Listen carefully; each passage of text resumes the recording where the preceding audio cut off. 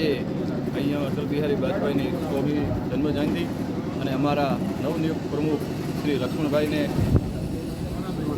જન્મ સમારંભ કાર્યક્રમ રાખેલો હતો. એમાં બધા લોકો ઉપસ્થિત હતા અને હું છેલ્લા 3 ટર્મથી અહીંયા ભારતીય જનતા પાર્ટીનો પ્રમુખ તરીકે રહ્યો છું. એટલા માટે હું દરેક કાર્યકર્તાઓનો, મારા સાથી મિત્રો અને પાર્ટીનો ખૂબ આભાર માનું છું કે મને પહેલો તાલુકો બન્યો એ વખતે પણ મને પ્રમુખ બનાવ્યો હતો, એના પછી પણ બીજી ટર્મ બનાવ્યો છે. એ બદલ હું પાર્ટીનો ખૂબ આભાર માનું છું. માન્ય શંકરભાઈ ચૌધરી સાહેબનો પણ ખૂબ આભાર માનું છું. એ મારા ગુરુ કહેવાય, એટલે એમને મને વાવમાં યુવા મોરચાના પ્રમુખ તરીકે પણ મારી નિમણૂક કરી હતી.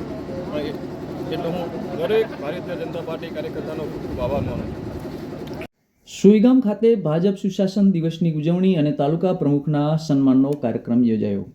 સુઈગામ તાલુકા મથક ખાતે રાજેશ્વર મહાદેવના મંદિરની સામેના હોલમાં સ્વામી સચ્ચિદાનંદજી બાપુના હોલ ખાતે બુધવારે ભાજપના સુશાસન દિવસની ઉજવણી, પૂર્વ વડાપ્રધાન અટલ બિહારી વાજપેયીના જન્મ શતાબ્દી વર્ષની ઉજવણી અને સુઈગામ તાલુકાના નવીન તાલુકા મંડળના પ્રમુખ લક્ષ્મણભાઈ ચૌધરીનો સન્માનનો કાર્યક્રમ યોજાયો હતો.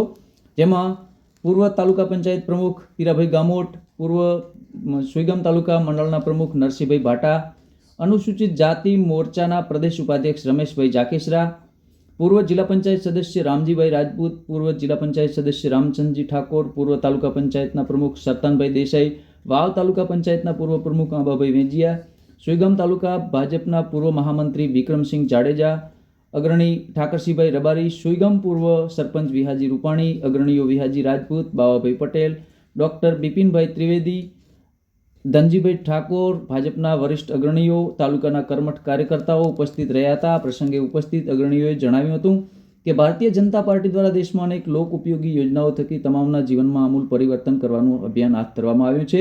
વડાપ્રધાન નરેન્દ્ર મોદી અને અમિતભાઈ શાહ સાહેબના નેતૃત્વમાં ગુજરાતમાં દેશમાં સુશાસન કર્યું છે, જેના થકી દેશ વિકાસશીલ દેશોની હરોળમાં આગળ વધી રહ્યો અને વિકસિત બની રહ્યો છે. ભારતીય જનતા પાર્ટીની સરકાર દ્વારા દેશભરમાં સુશાસન દિવસની ઉજવણી કરવામાં આવી રહી છે. સાથે ભારત રત્ન સન્માનિત દેશના પૂર્વ વડાપ્રધાન અટલ બિહારી વાજપેયીના જન્મ શતાબ્દી વર્ષની પણ ઉજવણી કરવામાં આવી રહી છે.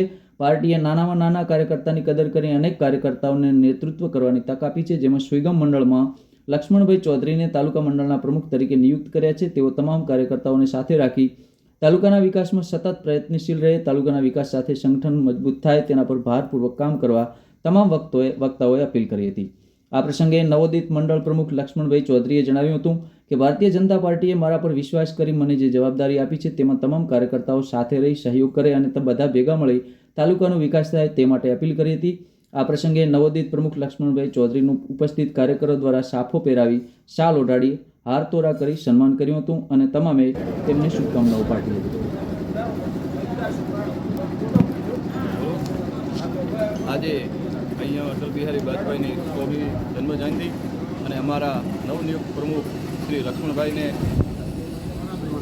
જન્મ સમારંભ કાર્યક્રમ રાખેલો હતો. એમાં બધા લોકો ઉપસ્થિત હતા અને હું છેલ્લા 3 ટર્મથી અહીંયા ભારતીય જનતા પાર્ટીનો પ્રમુખ તરીકે રહ્યો છું. એટલા માટે હું દરેક કાર્યકર્તાઓનો, મારા સાથી મિત્રો અને પાર્ટીનો ખૂબ આભાર માનું છું કે મને પહેલો તાલુકો બન્યો એ વખતે પણ મને પ્રમુખ બનાવ્યો હતો, એના પછી પણ બીજી ટર્મ બનાવ્યો છે. એ બદલ હું પાર્ટીનો ખૂબ આભાર માનું છું. માન્ય શંકરભાઈ ચૌધરી સાહેબનો પણ ખૂબ આભાર માનું છું. એ મારા ગુરુ કહેવાય, એટલે એમને મને વાવમાં યુવા મોરચાના પ્રમુખ તરીકે પણ મારી નિમણૂક કરી હતી. પણ એટલે હું દરેક ભારતીય